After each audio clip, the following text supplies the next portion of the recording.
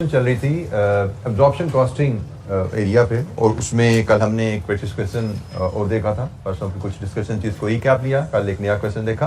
तो any question, कोई सवाल, कोई पेंडिंग कैलकुलेशन, कोई कंसेप्चुअल डिस्कशन जो आपको लगता है मजीद उस पर एक्सप्लेनेशन चाहिए आपको? अच्छा जी, एक लास्ट क्वेश्चन इस चैप्टर का भी देखते हैं, फिर बाकी रिवीजन में मौका मिला तो करेंगे क्लास में, अदरवाइज आपको मजीद आप क्वेश्चन करने के लिए एट लिबर्टी होंगे। एक क्वेश्चन नंबर 8 देखते हैं और फिर हम आगे एक्टिविटी बेस्ड कॉस्टिंग का जो चैप्टर है ओवरहेड की एडवांस वर्किंग, उस पर मूव करेंगे। Question number 8, omega industries limited, spring 16, question 5। Requirement हमारी क्या जी? Compute product wise actual overheads for alpha and beta. Overheads को प्रोडक्ट में तकसीम करना है, प्रोडक्ट वाइज ओवरहेड्स को अल्फा और बीटा में तकसीम करना है, एक्चुअल ओवरहेड्स को। Prepare journal entries to record applied production overheads and under over absorb production overheads. मतलब अप्लाइड और एब्जॉर्ब आपको पता है एक ही मतलब है। तो हमें ओवरहेड अप्लाइड की क्या एंट्री है वो भी रिकॉर्ड करनी है, और अगर ओवर अंडर अप्लाइड आ रहे हैं तो उनकी क्या एंट्री है वो भी हमें रिकॉर्ड करनी है, उसकी रेक्टिफिकेशन भी हमें रिकॉर्ड करनी है। तो let's start reading the question और फिर देखते हैं कैसे इसको लेके चलना है हमें। Omega industries limited OIL produces two products, alpha and beta. These products are processed through fabrication and finishing departments. Quality control and logistic department provide all the necessary support for the production. So दो production हो गए, दो service departments हो गए। OIL allocates production overheads to alpha and beta at a predetermined rate of 1300 and 500। ये उसने absorption rate हमें बता दिया अल्फा बीटा का क्या है, और ये पर यूनिट कैलकुलेट हुआ हुआ, दोनों का डिफरेंट है। Any under over absorbed overheads are adjusted to cost of sales। तो ये उसने पॉलिसी भी बता दी, अंडर ओवर absorbed की ट्रीटमेंट हम क्या करते हैं, कॉस्ट ऑफ सेल्स में क्लोज किए जाएंगे वो। Following actual data has been extracted from the cost records of OIL for the month of December। ये जी एक्चुअल डाटा हमें दे दिया गया है, 4 डिपार्टमेंट, 2 प्रोडक्शन के, 2 सर्विस के, और ये टोटल ओवरहेड्स की डिटेल है। इनडायरेक्ट लेबर रुपीज इन 1000 में डिपार्टमेंट वाइज ब्रेकअप हमें दिया गया है, मतलब एलोकेटेड कॉस्ट है। फैक्ट्री रेंट जॉइंट कॉस्ट है, पावर जॉइंट कॉस्ट है, depreciation of plant joint cost है। अदर इंफॉर्मेशन में हमें कॉस्ट ऑफ प्लांट दिया गया है जो कि डेप्रिसिएशन की तकसीम में इस्तेमाल होगा। हमें फ्लोर एरिया दिया गया है जो कि रेंट की तकसीम में इस्तेमाल होगा। हमें किलोवाट आवर्स दिए गए हैं जो कि पावर की बेसिस बनेंगे तकसीम के। इसके बाद hours work for alpha and hours work for beta, ये हमें हर डिपार्टमेंट में अल्फा पे कितना काम किया, बीटा में कितना काम किया वो दिया गया है। फैब्रिकेशन ने अल्फा पे 70% टाइम लगाया, बीटा पे 30% टाइम लगाया। फिनिशिंग ने, ये दो ही प्रोडक्शन डिपार्टमेंट हैं, अल्फा पे 60% टाइम लगाया और बीटा पे 40% टाइम लगाया। Services provided by quality control department ने सिर्फ 2 प्रोडक्शन डिपार्टमेंट को सर्व किया है, जबकि लॉजिस्टिक्स ने 2 प्रोडक्शन डिपार्टमेंट के अलावा सर्विस डिपार्टमेंट को भी सर्व किया है। सटिक ये हमारा केस सिनेरियो भी हुआ।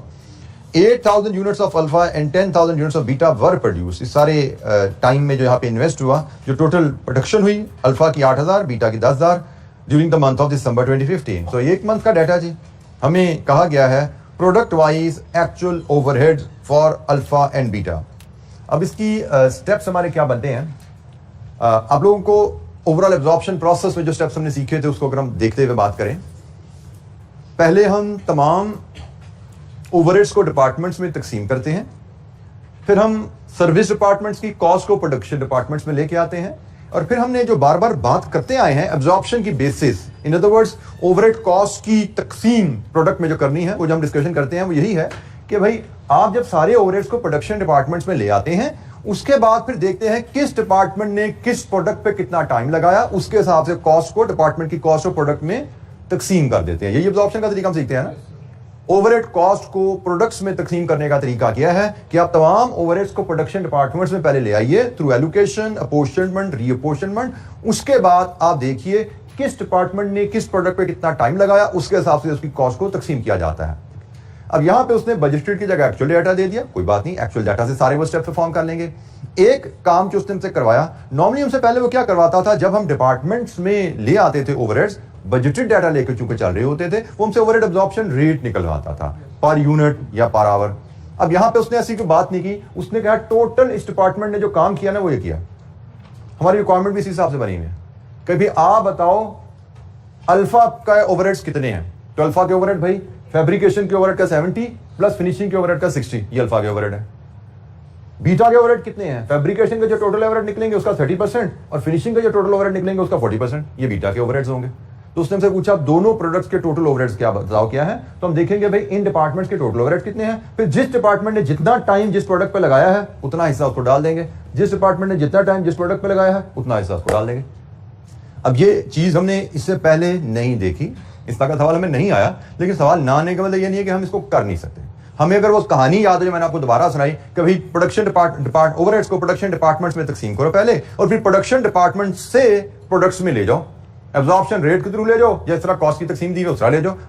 तो जैसे वो कहेगा वैसे हम कर देंगे। लेकिन नई चीज आने का मतलब, जो मैं बार बार को समझाता हूं, ये नहीं कि आप इसको हल नहीं कर सकते। नई चीज आने का मतलब है कि भाई सोचो कि भाई हम डिपार्टमेंट्स ओवरहेड को प्रोडक्शन डिपार्टमेंट्स तक तो लाते रहे हैं, पहले हम एब्जॉर्प्शन रेट बना लेते थे, अब क्या करें, क्योंकि बेसिस नहीं कोई गिवन, तो अब क्या करें, वो यहां से पता लग गया और रिक्वायरमेंट से पता लग गया। उसने कहा जी ओवरहेड्स को, एक्चुअल ओवरहेड्स को प्रोडक्ट्स में तकसीम कर दो, रेट ना बनाओ, प्रोडक्ट्स में तकसीम कर दो। तो जब करना हमें पहले एलोकेशन, अपोर्शनमेंट और रीअपोर्शनमेंट है, उसके बाद आखिरी स्टेप है कि हम हर डिपार्टमेंट के ओवरहेड को on the basis of this products में तकसीम करेंगे।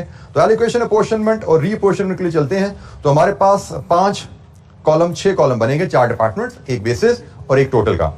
तो स्टार्ट करते हैं इसकी वर्किंग जनाब।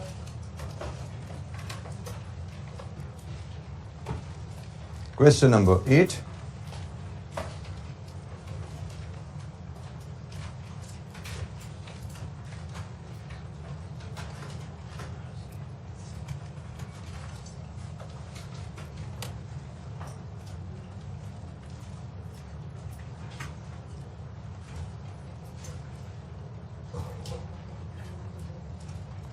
यहां पे हम टोटल ओवरहेड्स लेंगे और आगे हमारे पास डिपार्टमेंट है, ये बेसिस आएगी यहाँ पे।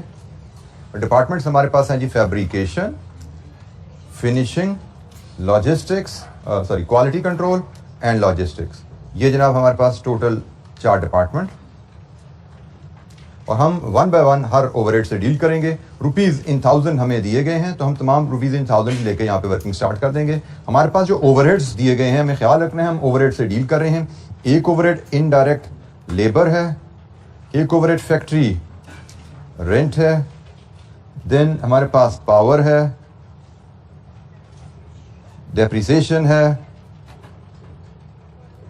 और दैट्स इट। ये 4 आइटम्स ऑफ ओवरहेड्स हमारे पास हैं। और टोटल कॉस्ट इनडायरेक्ट लेबर की 3600 है, और ये डिपार्टमेंट वाइज तकसीम हमें अवेलेबल है, तो इसको हम कहेंगे जी इसकी हम तो एलोकेशन कर रहे हैं। तो फैब्रिकेशन में कितना हिस्सा गया, 1500, फिनिशिंग में 1200, क्वालिटी कंट्रोल में 500 और लॉजिस्टिक्स में 400। हमें इनडायरेक्ट लेबर, टोटल कॉस्ट और डिपार्टमेंट वाइज ब्रेकअप अवेलेबल था, हमने इसकी एलोकेशन की जी। एनी क्वेश्चन, कोई सवाल? इसके बाद हमारे पास फैक्ट्री रेंट है जिसकी टोटल कॉस्ट 2000 है, और इसको हमने एरिया की बेसिस पे तकसीम करना है। यहाँ पे मैं थोड़ा सा आपके साथ एक प्रेजेंटेशन को बेहतर करने का एक तरीका शेयर करता हूँ। मैं यहाँ पे एक लाइन स्पेसिंग डालता हूँ। जैसे हमने कहा एफिशिएंट प्रेजेंटेशन, बेहतर तो नहीं मैं कहूँगा, एक एफिशिएंट प्रेजेंटेशन जो हमने कहा था हम सीखेंगे। हमें एग्जामिनर की प्रेजेंटेशन से भी गाइडलाइन लेनी है, तो जनाब उसके मुताबिक हम यहाँ पे लिखेंगे फैक्ट्री को हमने रेंट को एरिया की बेसिस पे तकसीम करना है, और एरिया की जो रेशो है यहीं पे दे देते हैं हम। अगर आप स्क्वायर फीट में एरिया देखिए तो वो 10,000, 5,000, 3,000, 2,000 ऐसा ही है। तो यहां से अगर मैं रेशियो निकालना चाहूं तो एरिया की बेसिस पे मैं रेशियो यहां पे लिख सकता हूं 10, 5, 3 and 2 ऐसा ही है। जैसे मैं नीचे जाऊं, वर्किंग बनाऊं सारा पर स्क्वायर मीटर, सिखा दिया आपको तरीकाकार क्या है, वैसे भी प्रेजेंट कर सकते हैं, लेकिन वो लेंथी तरीकाकार है। अब हम एफिशिएंसी से चलेंगे, हम बता देंगे भाई एरिया, और एरिया से ये रेशियोज बनती हैं 10, 5, 3, 2, 10,000, 5,000, 3,000, 2,000 भी लिखने की जरूरत नहीं है, रेशियोज निकालनी है। तो ये रेशियोज हमारे पास आ गई हैं।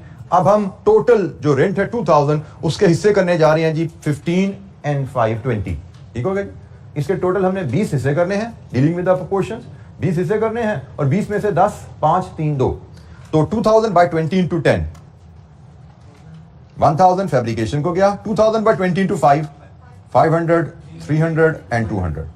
लीजिए जी, ये रेंट की हमने तकसीम कर दी एरिया की बेसिस पे, हमने एग्जामिनर को बता दिया, हमने एरिया बेसिस ली है और ये रेशोज बनती हैं एरिया के हिसाब से, जो हमने जो एरिया में फैक्ट्री एरिया दिया गया है उसके हिसाब से हमने रेशो बनाई और उसमें तकसीम कर दी। आप इसको उस डिटेल वर्किंग से भी करोगे, आंसर आपके यही आने वाले हैं। लेकिन जैसे मैंने कहा था, we have to learn how to present things efficiently. Accuracy से भी काम करना है और एफिशिएंसी से भी करना है। तो एक्यूरेसी के लिए मैंने डिटेल कैलकुलेशन आपसे शेयर कर ली ताकि आपको कॉन्सेप्चुअल चीज अब्सॉर्ब हो जाए। आगे चल के हम एफिशिएंसी से काम करते जाएंगे, टाइम सेव करते जाएंगे, वो भी सीखेंगे जी। कोई सवाल, किसी कैलकुलेशन पे कोई गाइडेंस, कोई हेल्प चाहिए हो, never hesitate to raise your hand. अच्छा जी, इसके बाद बारी है पावर की। तो पावर के लिए हमने सिलेक्ट किया था जी, वो तो किलोवाट आवर्स। पहले सॉरी, टोटल कॉस्ट पावर कितनी है? पावर टोटल कॉस्ट इज 1200 और इसकी बेसिस हमने कहा जी किलोवाट आवर्स हैं। और किलोवाट आवर्स की जब हम वैल्यूज देखते हैं तो वो 50, 40, 4, 6। तो मैं इसको यहीं से आसानी से उठा लेता हूं, 50, 40, 4 एंड 6। ये किलोवाट आवर्स मैंने उठा लिए और इसका मतलब 1200 के मैंने अब हिस्से करने हैं 100, 110, ऐसे ही है जी। 50, 40 सॉरी 90 एंड 400, ये तो परसेंटेज बन गया ना तकरीबन। ठीक है, हमने पावर के 100 हिस्से करने हैं तो ये हमारा परसेंटेज ही तकरीबन बन गया। ठीक है जी। तो किलोवाट आवर्स 12 इंटू 50%, 600, 480, 48, 72। ये कैलकुलेशंस करके देख लीजिए। किसी कैलकुलेशन पे कोई दिक्कत हो पूछेगा। हमने किलोवाट आवर्स जो एक्चुअली हर डिपार्टमेंट में कंज्यूम हुए हमें गिवन थे, हमने वहां से प्रोपोर्शंस उठाए और प्रोपोर्शन हमने देखा तो इनका टोटल 100 बन रहा था। तो हमने कहा ये 100 का मतलब तो परसेंटेज ही होता है ना, तो हमने परसेंटेज के हिसाब से तकसीम कर दिया। तकसीम करने की कैलकुलेशन पे you should have good grip now. उसमें कोई इशू आपको पोर्शनमेंट रीअपोर्शन में कोई इशू नहीं आना चाहिए। मेक श्योर आप इसकी प्रैक्टिस में फ्लुएंट हो जी। एनी क्वेश्चन, कोई सवाल? नेक्स्ट कॉस्ट प्लांट की डेप्रिसिएशन, जिसकी टोटल कॉस्ट है जी 9000 और इसकी वैल्यू तकसीम करनी है हमने कॉस्ट ऑफ प्लांट के ऊपर। और कॉस्ट ऑफ प्लांट की वैल्यू जब हम देखते हैं तो 32, 22 एंड 6, 32, 22 एंड 6, ये जी हमें कॉस्ट ऑफ प्लांट के लिए जो कॉस्ट ऑफ प्लांट की वैल्यूज दी गई हैं उनके ऊपर हमने रेशो बना ली। तो 32 प्लस 20 52 प्लस 8 60, 60 हिस्से करने हैं। तो 32/60 जाएगा 9000 में से फैब्रिकेशन को, 4800, 3000, 300, 900। लीजिए जी, ये हमने टोटल 9000 के 4 हिस्से कर दिए, चारों डिपार्टमेंट में तकसीम कर दिया। टोटल हमने 60 उसके पार्ट्स करने हैं। 60 में से 32, 22 और 6/60 जाने हैं डिफरेंट डिपार्टमेंट्स को। एनी क्वेश्चन, कोई सवाल यहां पे जी? किसी कैलकुलेशन पे कोई गाइडेंस चाहिए पूछिए।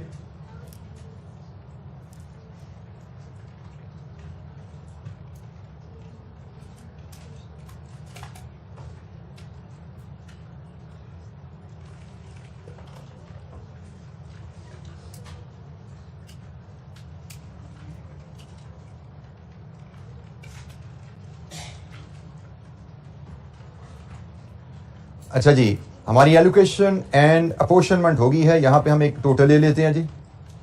टोटल डिपार्टमेंटल ओवरहेड, हम पहले टोटल ग्रैंड टोटल ले लीजिए। इसके कितना बनता है? टोटल के कॉलम का टोटल क्या है बेटा? टोटल के कॉलम का टोटल का कॉलम ये है, इसका टोटल 15,800। ठीक हो गया जी। अब फैब्रिकेशन 7900,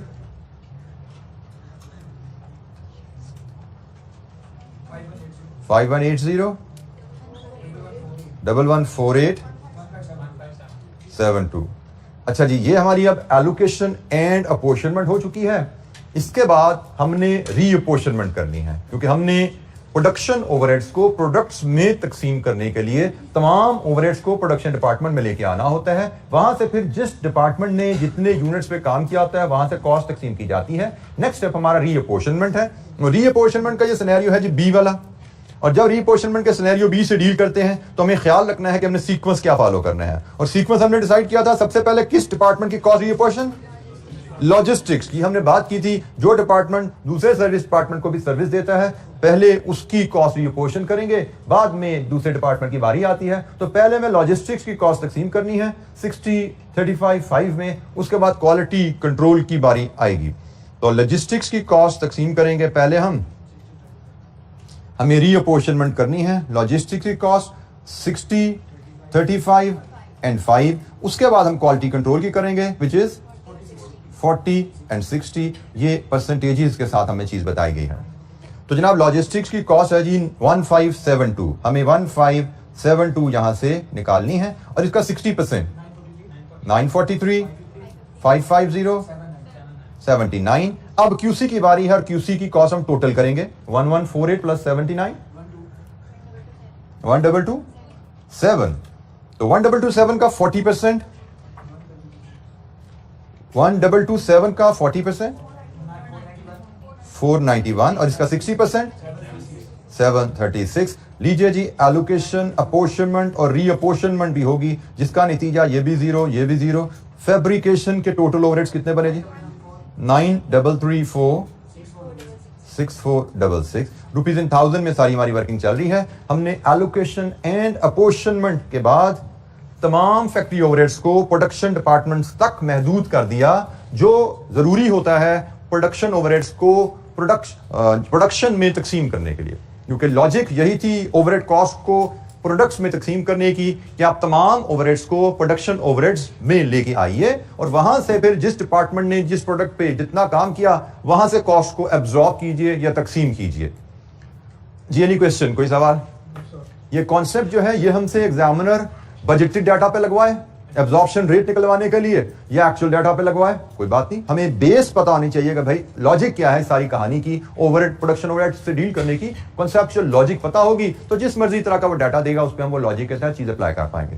तो सवाल हमारा कंप्लीट नहीं हुआ, उसने तो हमसे कहा था हमें प्रोडक्ट वाइज ओवरहेड निकालने हैं, मतलब हमें इन ओवरहेड्स को जो डिपार्टमेंट्स में अभी हमने तकसीम किया है डिपार्टमेंट से प्रोडक्ट्स में लेकर जाना है। जी एनी क्वेश्चन, कोई सवाल? हमारे पास 2 प्रोडक्ट्स और 2 डिपार्टमेंट्स, हर डिपार्टमेंट के ओवरहेड को प्रोडक्ट्स में तकसीम करने हैं। तो उसके लिए मैं 2 कॉलम फॉर 2 प्रोडक्ट्स बनाता हूं और एक कॉलम में बेसिस का बनाता हूं कि यहां पे भी उसने हमें बेसिस दी गई हैं, हमें बेसिस दी गई हैं जिसके ऊपर हमने डिपार्टमेंट्स जो हैं उनके ओवरहेड्स को तकसीम करना है अल्फा और बीटा 2 प्रोडक्ट्स में।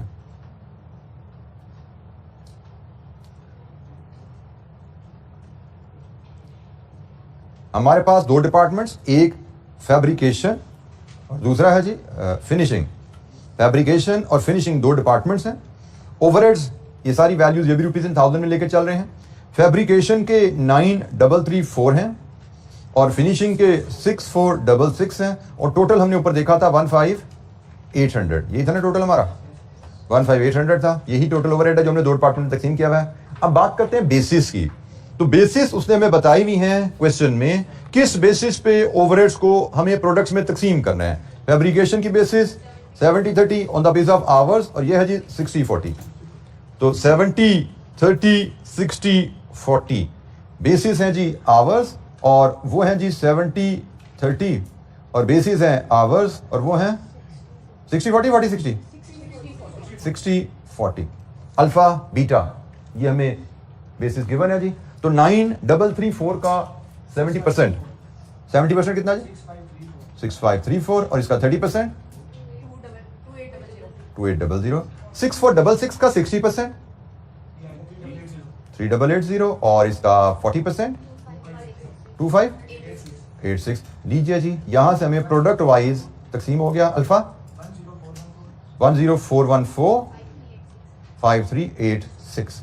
ये हमारा पार्ट ए यहां पे कंप्लीट हुआ। हमसे कहा गया था compute product wise actual overheads for alpha and beta. ये जनाब हमारे एक्चुअल ओवरहेड्स से जिनको हमने प्रोडक्ट अल्फा और बीटा में तकसीम करके ये वैल्यूज डिटरमिन की। टोटल एक्चुअल ओवरहेड्स हमारे थे 15,800 जिनको हमने प्रोडक्ट वाइज एक लॉजिकल वे में प्रोडक्ट्स में तकसीम कर दिया। We are done with part A here. हमारा पार्ट ए यहां पे खत्म हुआ जी।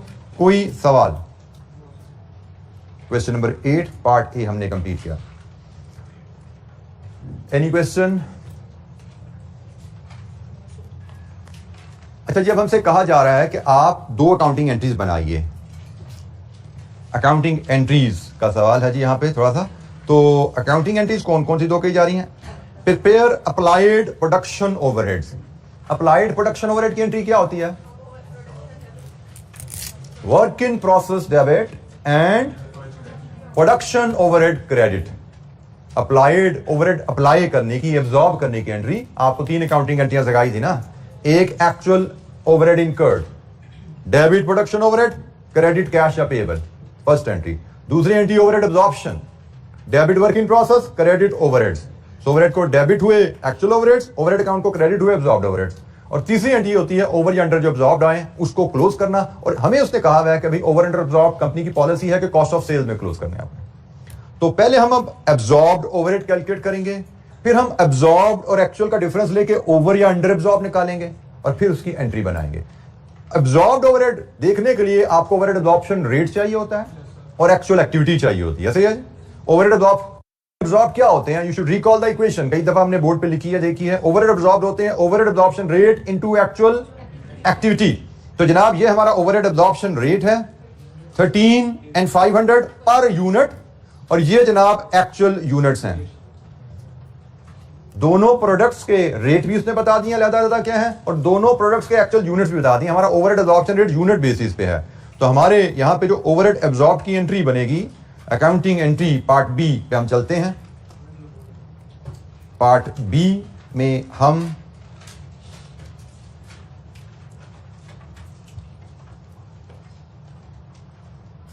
हमें 2 अकाउंटिंग एंट्रीज बनानी है। तो उसके लिए ये 2 डेबिट क्रेडिट मेरे पास कॉलम आ गए, डेबिट क्रेडिट, और ये भी मैं रुपीज इन थाउजेंड में ही लिख लूंगा। सारी वैल्यूज हम रुपीज इन थाउजेंड में ही कर रहे हैं।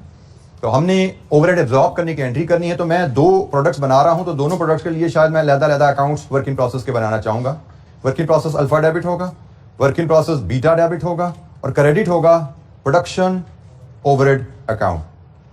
प्रोडक्शन ओवरहेड अकाउंट, अक्सर प्रोडक्शन ओवरहेड अकाउंट के साथ एग्जामिनर या किताबों में प्रोडक्शन ओवरहेड कंट्रोल अकाउंट का वर्ड भी मिलता है। ठीक है, तो प्रोडक्शन ओवरहेड कंट्रोल भी लिख दिया जाए तो भी इसमें कोई हर्ज नहीं है। तो डेबिट अल्फा होगा work in process, debit beta होगा वर्क इन प्रोसेस और क्रेडिट होगा प्रोडक्शन ओवरहेड्स। और डिस्क्रिप्शन हम इसकी लिखेंगे प्रोडक्शन ओवरहेड एब्जॉर्ब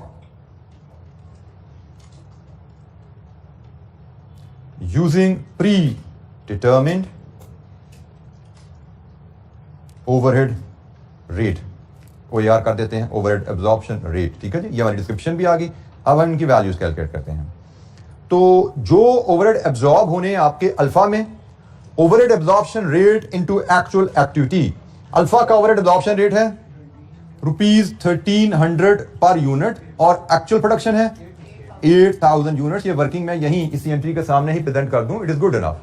कितना जनाब ओवरहेड जी? 10400 रुपीज इन थाउजेंड में हम लेकर चल रहे हैं। ठीक है, वैसे तो ये ज्यादा वैल्यू बन रही है, हम रुपीज इन थाउजेंड में लेकर चल रहे हैं। ठीक है, 10,400 रुपीज इन थाउजेंड। इसी तरह बीटा एब्जॉर्प्शन रेट कितना है जी? 500 और 500 पर यूनिट और एक्चुअल प्रोडक्शन 10,000 यूनिट्स। ये जी 5,000 आ गया और टोटल 15,400। ये हमारे ओवरहेड एब्जॉर्ब हो गए। एक्चुअल ओवरहेड से हम पहले डील कर चुके हैं, ये हमने ओवरहेड एब्जॉर्ब बना लिए। जी एनी क्वेश्चन ओवरहेड एब्जॉर्ब्ड की एंट्री बनाने में? We have discussed this entry so many times. Ledger में अभी आपको डिस्क्लोज की हुई है और अकाउंटिंग एंट्री जर्नल एंट्री के तौर पर भी आपसे शेयर की हुई है। When compare this 15,400 with this 15,800, actual overhead, absorbed overhead. Overheads are under absorbed. मतलब हमने प्रोडक्शन को ओवरहेड कम चार्ज किए, मतलब हमने कॉस्ट ऑफ सेल्स को ओवरहेड कम चार्ज किए। तो हमारी अंडर एब्जॉर्ब्ड ओवरहेड की एंट्री क्या बनेगी? ये एंट्री नंबर 1 थी। Entry number 2 under absorbed overhead की एंट्री हमारी बनेगी कॉस्ट ऑफ सेल्स डेबिट और production overhead control account credit. Production overhead control account credit. और ये होगी जी इसकी हम डिस्क्रिप्शन यहां पे देंगे, अंडर एब्जॉर्ब्ड ओवरहेड्स एडजस्टेड और अंडर एब्जॉर्ब्ड ओवरहेड कितने हैं उसकी कैलकुलेशन भी हम यहीं पे दिखाएंगे। हम लिखेंगे जी वो 15,800 माइनस 15,400, ये जी 400 के हैं अंडर एब्जॉर्ब्ड। ये हमने डिस्क्रिप्शन भी यहाँ दे दी। इसके बाद 400 400 और ये हमारा पार्ट बी भी क्लोज हो गया। तो ओवरहेड एब्जॉर्ब करने की एंट्री भी आ गई और अंडर एब्जॉर्ब्ड ओवरहेड से उनकी एडजस्टमेंट की एंट्री भी आ गई। उसने हमें पॉलिसी दे दी थी यहाँ पे कि तमाम over and absorb cost of sales में क्लोज होते हैं। वो पॉलिसी ना भी देता तो शायद हमें यही करना पड़ता, क्योंकि हमें पता है ओवर एंड एब्जॉर्ब की दो ऑप्शन होती हैं, एक कॉस्ट ऑफ सेल में डालो, दूसरा कॉस्ट ऑफ सेल्स और फिनिश गुड्स में तकसीम करो। लेकिन उसके लिए आपको इन्फॉर्मेशन चाहिए होती है, जो बनाए उसमें से कितने बिके। तो हमने जो बनाए उसमें से कितने बिके ये तो इन्फॉर्मेशन है ही नहीं यहाँ पे, तो हम तो कर ही सकते थे। वो ना भी लिखता तो हम यही करते, हम सारे अंडर एब्जॉर्ब को कॉस्ट ऑफ सेल्स में क्लोज कर देते। You should know what are the different option. किताब पढ़ी होगी, बार बार चीजें देखी होंगी तो याद रहेगा। मैं यहाँ पे एक तो फिर आपको एक चीज रीडिंग की अहमियत बताऊं, और इधर मैं थोड़ी सी एक चीज जो मुझे जनरली जो मेरी ऑब्जर्वेशन है, मैं टीचर्स बच्चों से भी डिस्कस करता रहता हूँ, बाकी टीचर्स को भी स्टडी करता रहता हूँ जो डिफरेंट सब्जेक्ट पढ़ा रहे होते हैं। आई अंडरस्टैंड कि मुझ में बच्चों को एक खामी नजर आती है, मैं पढ़ने का कहता हूँ कि पढ़ो। अक्सर टीचर जो न्यूमेरिकल सब्जेक्ट के होते हैं they don't in fact they push you कि कोई पढ़ने की जरूरत नहीं है, सिर्फ न्यूमेरिकल करो। वो कहते हैं पढ़ने की जरूरत ही कोई नहीं, किताब के पास जाने की भी जरूरत भी नहीं है, बस ये जो मैंने क्वेश्चन दे दिए कर लो काफी है। आई नो कि ये अप्रोच आप लोगों को बड़ी अच्छी लगती है, बच्चों को ये अप्रोच बड़ी अच्छी लगती है कि भाई पढ़ना ना पड़े, पढ़े जान छुट्टी रहे, सवाल करते रहो, बस रटे मारते रहो, सवालों के जवाब देखो, रटे मारो, सवाल 150 200 300 सवाल कर लो तो बस गुजारा हो जाएगा। यस, कैफ में जरूर गुजारा हो जाएगा। कैफ में हो सकता है कुछ बच्चे पहली में निकल जाते हों, कुछ नहीं पहली में निकलेंगे दूसरी में निकल जाएंगे। दिल भी वेरी ग्लैड कि देखो जी टीचर ने हमें जो तरीका दिखाया था बड़ा आसान तरीका था, हम पास हो गए। लेकिन ये तरीका जो आपकी फाउंडेशन ले कर देगा, उस फाउंडेशन के ऊपर आप BFD कभी पास नहीं कर सकोगे। ये मैं आपको ठप्पा लगा के लिख के देने को तैयार हूं, गारंटी के साथ। कैफ का मैं कह रहा हूं रट्टा से क्वेश्चन प्रैक्टिस कर करके आंखें बंद करके क्वेश्चन करी जाओ, 200 400 सवाल कर लो, कोई पहली में निकल जाएगा, कोई दूसरी में निकल जाएगा अगर मेहनत की होगी तो। BFD फाइनल लेवल पे मैंने आपको किस्सा सुनाया था कि 7-7 8-8 साल एक एक पर्चे पे लग जाते हैं अगर इस तरह चलना चाहोगे। एक एक पर्चा फंसता है और 7-7 8-8 साल बच्चा सीए नहीं कर पाता, 2-3-4 साल मामूली बात है। मतलब लाइक बच्चे मैंने मैनेजमेंट अकाउंटिंग BFD जो फाइनल लेवल के पेपर्स हैं, लाइक बच्चे जिन्होंने जरा सा अप्रोच बदली, रट्टे की तरफ प्रैक्टिस की तरफ चले गए, सिर्फ प्रैक्टिस, जनाब किताब नहीं पढ़नी, फंस गए जाके, 2-3 साल लग गए। मतलब एक मेरा स्टूडेंट था, he was bright student, ACCA पढ़ा उससे पहले बेहतरीन, फिर फर्गूसन में आर्टिकल लिया उसने, वहां से CA कर रहा था, सारा पेपर वो करता गया, आखिर में आके इसका एडवांस पेपर होता था उसका CA में मैनेजमेंट अकाउंटिंग, फंस गया वहां पे जाके। 2-3 साल लगे उसको ये पेपर क्लियर करने में, क्योंकि वो बात समझ नहीं रहा था। वो मेरे पास आता था, मैं समझाता था भाई इस तरह पढ़ना है तूने, उसने क्लासेस नहीं ली कि मैंने ACCA में पढ़ी, मैं चीजें मैं खुद ही कर लूंगा, तो लेकिन गाइडेंस ले आता होता था, तो वो जाता था, लेकिन पेपर वो पढ़ता अपने तरीके से, फंस जाता था जाके। अल्टीमेटली 2 साल एक पेपर की ऐसे ख्वार होने के बाद कि CA नहीं हो रहा है एक पेपर की वजह से, फिर उसको माननी पड़ी कि ठीक है सर जैसे आप कह रहे हैं वैसे करके देखता हूं मैं, और पहली टाइम में निकला। ये अपने बिल्कुल मैं मिसाल यहाँ पे पढ़ाते तो मैं शराब उतरा था, आप में से शायद किसी ने उनसे पढ़ा हो, ठीक है, पढ़ेंगे। He was my student and he admitted this fact in my class, my office qualify करने के बाद जब आए, यही बात कि सर मैं 1 दफा 2 दफा 3 दफा फेल हुआ मैनेजमेंट अकाउंटिंग में, यही सब्जेक्ट इसका एडवांस। सिर्फ वजह क्या थी कि मैं किताब नहीं पढ़ता था, और वही बात कि मैं तंग आके मैंने कहा भैया आप इतना जोर लगाते हैं किताब, तो मैं इस वक्त किताब भी पढ़ के देख लूँ। क्या सर मैंने प्रैक्टिस शायद पिछले के मुकाबले में आधी भी नहीं की थी, लेकिन मैंने सिर्फ तवज्जो दी कि 2 दफा मैंने किताब पढ़नी है, तसल्ली से बैठ के सिर्फ किताब पढ़ी थी। और ये उनके वर्ड्स है जिन्होंने मेरे ऑफिस में आके पास होने के बाद बोले थे कि सर सिर्फ किताब पढ़ी थी 2 दफा, प्रैक्टिस दरमियानी हुई थी, पहले 3-4 दफा सिर्फ प्रैक्टिस के सर पे फेल हो चुका था, सिर्फ किताब पे तवज्जो आई, यूं करके पेपर पास हुआ है। मतलब लगा ही नहीं कि किताब पढ़ते पढ़ते इतना कॉन्फिडेंस आ गया था कि मुझे पेपर में जाने से पहले पता था कि ऐसी की तैसी ये पेपर मेरा फेल हो ही नहीं सकता। मतलब कॉन्सेप्ट्स आप एब्जॉर्ब करते हो किताब से, तो वो आपको इतना जबरदस्त कॉन्फिडेंस देते हैं कि एग्जाम में जाके आपको, मतलब एग्जाम में जाके आप जाने से पहले आपको पता होता है कि इंशाल्लाह मैं पास करके निकलूंगा। लेकिन प्रैक्टिस की हो आपने सिर्फ, तो आप इस उम्मीद पे जा रही होती हो कि भाई जैसे सवाल मैंने किए हैं उनमें से कोई मिलता जुलता आ गया ना तो ऐसी की तैसी, और उनमें से मिलता जुलता ना आया तो फिर आपकी ऐसी की तैसी हो जाती। तो हमने चांस नहीं लेना, CA के एग्जाम में चांस नहीं लेना, क्योंकि ज्यादा प्रोबेबिलिटी ये होती है कि हमें अनसीन सवाल आएंगे। ठीक है, मैं फिर बोल रहा हूं कि रीडिंग में साउंड यू डिफिकल्ट, उसकी वजह हमारा ज्यादातर बच्चों का बैकग्राउंड ना रीडिंग से दूर का होता है। हमें रीडिंग नहीं रट्टे की आदत होती है, पढ़ने की आदत नहीं होती, याद करने की आदत होती है। मतलब मुझे कोई इसमें ऐसी बात नहीं कि मैं इसको एडमिट करने, मैं भी अपने जमाने का एक ब्राइट स्टूडेंट सुन रहा हूँ। मैं उस जमाने का टॉप का स्कूल होता सेंट्रल मॉडल गवर्नमेंट का स्कूल था, लोअर मॉडल का, यहाँ पे 6,000 बच्चे टेस्ट देते थे, जिनमें से 50-60 वो सिलेक्ट करते थे। उन 50,000 में सिलेक्ट होकर स्कूल मैंने एडमिशन लिया हुआ। वहां से मैं GC में, उस जमाने में गवर्नमेंट कॉलेज टॉप का कॉलेज होता था, उधर से मैंने FSC की, फिर वहां से मैं UET गया। मतलब आप मेरा एकेडमिक कैरियर देख रहे हो क्या था, UET में इंजीनियर बन रहा था, यहाँ से मैं छोड़ के CA करने आया। और जिंदगी में पहली दफा सीए की क्लास में जब बैठे, जब टीचर ने कहा ना भाई right 1 page about your self, मैंने शायद पहले भी आपसे शेयर किया, मुझे समझ नहीं लगी है क्या क्या की है। पहला जो ज़हन में ख्याल है ना, ये तो मैंने कभी याद ही नहीं किया, मैं लिखूं कैसे।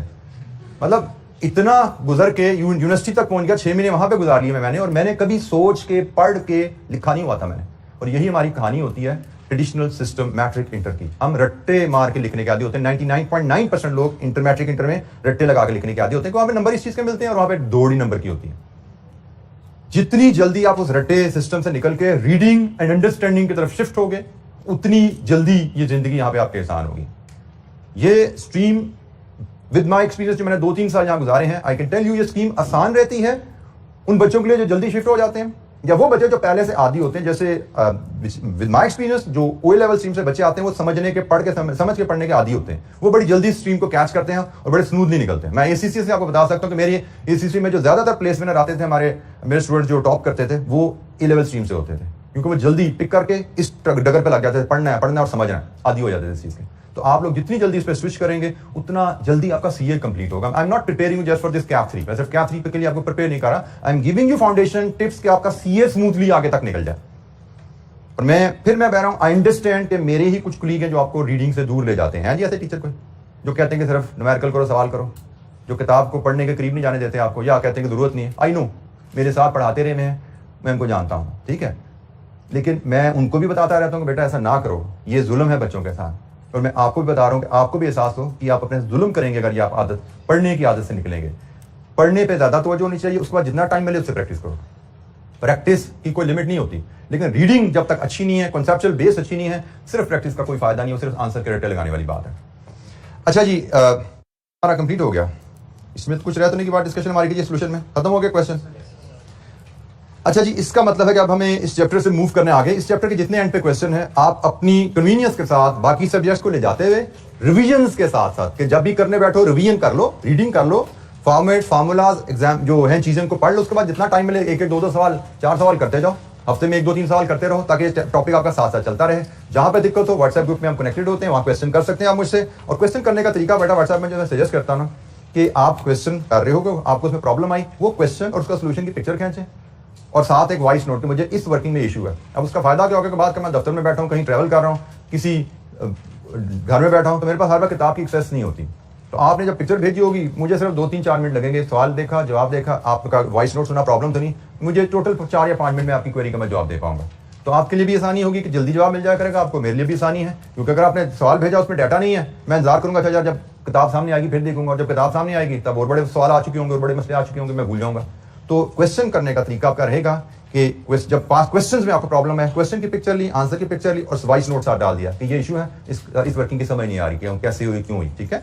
और कोशिश करनी कि अपनी ड्यू एफर्ट देने के बाद आप क्वेरी मुझे भेजें, क्योंकि जितना आप दिमाग को इस्तेमाल करेंगे, उतना brain is a muscle just like any other muscle, जितना इस्तेमाल होगा उतना स्ट्रांग होगा। ऐसा नहीं कि जैसे ही मसला है फौरन क्वेरी डाल दी, इजी वे आउट के लिए।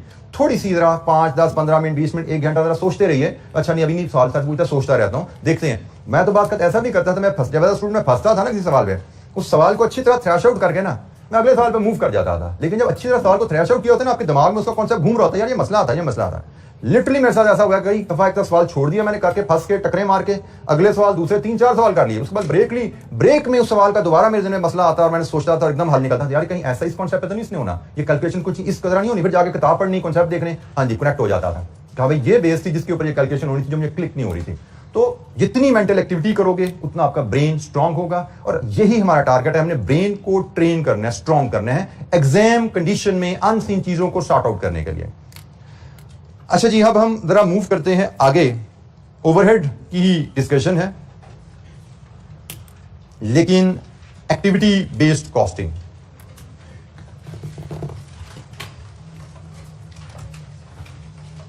हमने अभी ओवरहेड को प्रोडक्ट्स में तकसीम करने का एक जो तरीका पढ़ा, दैट इज एब्जॉर्प्शन कॉस्टिंग। अब यहां से ऑनवर्ड इस एब्जॉर्प्शन कॉस्टिंग को हम ट्रेडिशनल एब्जॉर्प्शन कॉस्टिंग कहेंगे, ठीक है।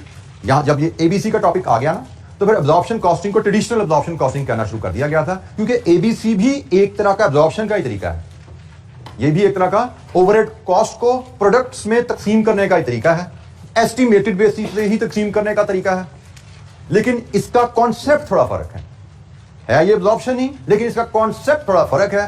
इसलिए इसको एक्टिविटी बेस्ड कॉस्टिंग कहा जाता है। तो हम कहते हैं कि भाई ओवरहेड कॉस्ट को, प्रोडक्शन ओवरहेड कॉस्ट को प्रोडक्ट्स में तकसीम करने के दो तरीके हम सीखेंगे, एक ट्रेडिशनल एब्जॉर्प्शन कॉस्टिंग जो हम डिस्कस कर चुके हैं, और एक एक्टिविटी बेस्ड कॉस्टिंग जो कि अब हम डिस्कस करने जा रहे हैं। ठीक हो गया? सो हमने बात की कि ओवरहेड कॉस्ट, बल्कि let me right, production overhead cost per unit determine करने के दो तरीके हैं, एक ट्रेडिशनल एब्जॉर्प्शन कॉस्टिंग और एक activity based costing, activity based costing जिसको हम एबीसी कहते हैं, एब्रीविएट करते हैं। सो ट्रेडिशनल एब्जॉर्प्शन कॉस्टिंग पे हम डिटेल डिस्कशन कर चुके हैं, उसके स्टेप सारे बात कर चुके हैं। अब हम एक्टिविटी बेस्ड कॉस्टिंग की तरफ चलते हैं। अच्छा जी, सबसे पहले तो हमें जरूरत है कि एक्टिविटी बेस्ड कॉस्टिंग की हमें जरूरत क्यों पेश आती है, इस एब्जॉर्प्शन मेथड में, ट्रेडिशनल एब्जॉर्प्शन कॉस्टिंग मेथड में फ्लॉ क्या है जिसकी वजह से हमें एक एडवांस्ड टेक्निक की जरूरत पेश आई।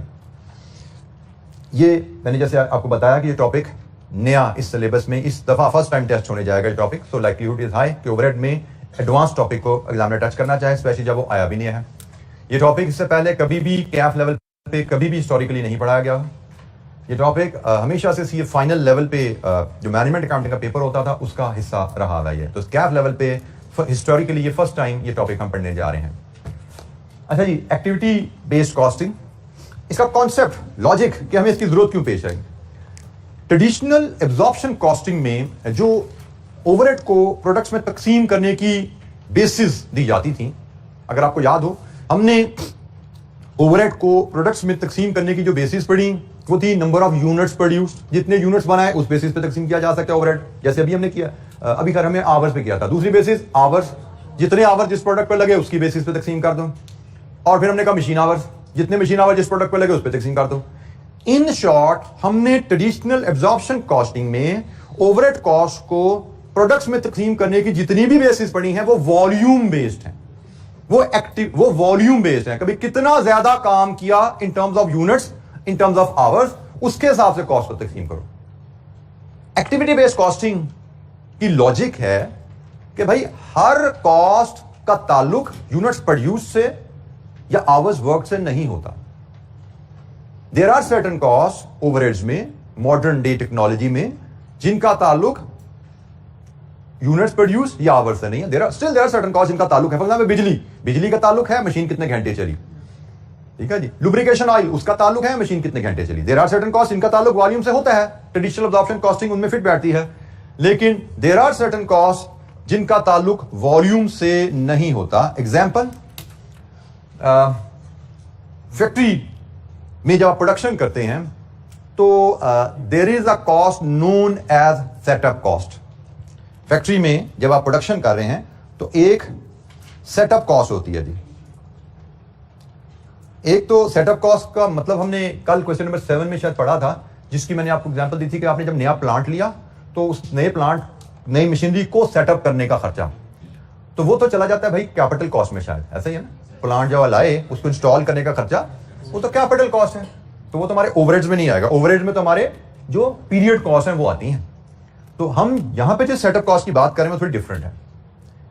यहां पे जो सेटअप बात क्या उसकी बात करें, जैसे मैं अगर मिसाल दूं अपने, मैं राइस इंडस्ट्री में तकरीबन 5 साल में काम करता रहा सीए करने के बाद। तो राइस इंडस्ट्री में हम डिफरेंट टाइप्स के राइस प्रोसेस करते थे। For the sake of simplicity, एक बासमती राइस होता था, एक नॉन बासमती राइस होता था। हमने जब भी बासमती राइस से प्रोडक्शन को कंप्लीट करके नॉन बासमती की प्रोडक्शन शुरू करनी होती थी, या नॉन बासमती की प्रोडक्शन कंप्लीट करके बासमती की प्रोडक्शन पर जाना होता था, मशीनरी तो वही इस्तेमाल होती थी, तो हमें पूरे प्लांट को क्लीन करना पड़ता था, प्लांट को रेडी फॉर द प्रोडक्शन करना पड़ता था। मैंने बासमती की प्रोडक्शन कंप्लीट की, मैंने दूसरी प्रोडक्ट की प्रोडक्शन स्टार्ट करनी है, तो मुझे पूरे प्लांट को एक दफा रेडी करना पड़ता था production of the next product. This is called setup, getting plant ready for the next production, this is setup. अब एक दफा मैंने प्लांट रेडी कर दिया नॉन बासमती प्रोडक्शन के लिए, अब मैं उसमें 1 टन बनाऊं या 500 टन बनाऊं, क्या मुझे दोबारा सेटअप कॉस्ट करनी पड़ेगी? Answer is no. मैं उसमें 1 टन बना लूं या 500 टन बना लूं सेटअप करने के बाद, सेटअप तो मैंने एक दफा कर दिया ना, एक दफा मैंने प्लांट को स्विच कर दिया, सफाई भी कर दी, उसकी सेटिंग भी मैंने सेट कर दी। जब बाय द वे सर सफाई नहीं होती, उसकी सेटिंग भी करनी पड़ती है, क्योंकि बासमती के ग्रेन्स लॉन्ग होते हैं, नॉन बासमती के ग्रेन शॉर्ट होते हैं, मशीनरी की सेटिंग भी करनी पड़ती है। कभी नॉन बासमती की प्रोडक्शन के लिए हमें क्या क्या चीजें एडजस्ट करनी है। तो एक दफा जब मैंने मशीनरी सेट कर दी नॉन बासमती के लिए, अब मैं बेशक 1 महीना उसको चलाता रहा नॉन बासमती के लिए, सेटअप तो एक दफा हो गया। अब उस सेटअप कॉस्ट का ताल्लुक नंबर ऑफ या क्वांटिटी ऑफ राइस प्रोड्यूस से नहीं है, उस सेटअप कॉस्ट का ताल्लुक नंबर ऑफ आवर्स वर्क से नहीं है। सेटअप कॉस्ट तो तब होगी जब मैं प्रोडक्ट ए से बी पे शिफ्ट होऊंगा, बी से ए पे शिफ्ट होऊंगा, या ए से सी पे शिफ्ट होऊंगा। हर शिफ्ट पे सेटअप कॉस्ट होनी है। जब मैं शिफ्ट नहीं कर रहा, एक ही प्रोडक्ट 2 महीने चलाता जा रहा हूं, तो सेटअप कॉस्ट की जरूरत ही नहीं पड़ रही। तो ये एक एग्जाम्पल है कि आप की कॉस्ट, ओवरहेड कॉस्ट जिसका ताल्लुक वॉल्यूम से नहीं है, जबकि ट्रेडिशनल एब्जॉर्प्शन कॉस्टिंग हर कॉस्ट को इकट्ठा करके पर आवर तकसीम कर दो। सेटअप कॉस्ट का आवर से कोई ताल्लुक नहीं है। और ये अगर हम सेटअप कॉस्ट को सिर्फ प्रोडक्ट शिफ्ट पे नहीं आती, बाज़ आपकी कुछ प्रोडक्ट्स होती हैं जिनकी प्रोडक्शन बैचेस में होती है। बैचेस प्रोडक्शन समझते हैं आप, ठीक है, जिनकी प्रोडक्शन बैचेस में होती है कि आपको एक दफा एक सर्टेन नंबर ऑफ यूनिट्स इकट्ठे प्रोड्यूस करने होते हैं। अब हम एक एग्जांपल लेते हैं।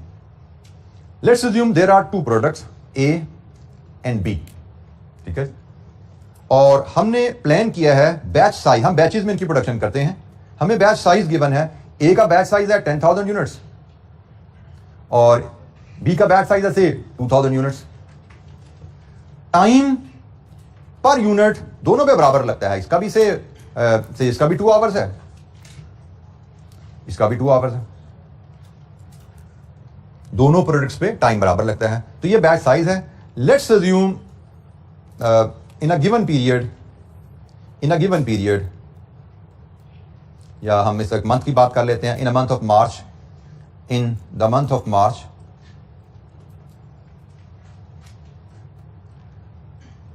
Actual production